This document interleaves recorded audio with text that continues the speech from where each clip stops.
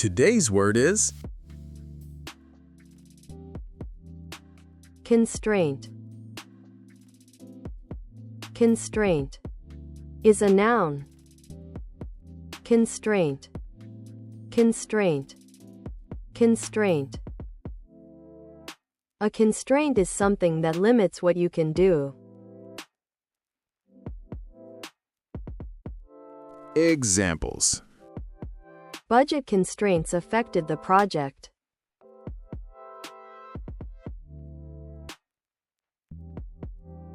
Time was a major constraint.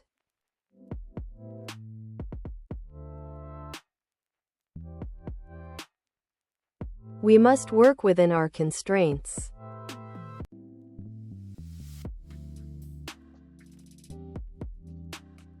Try using this word today.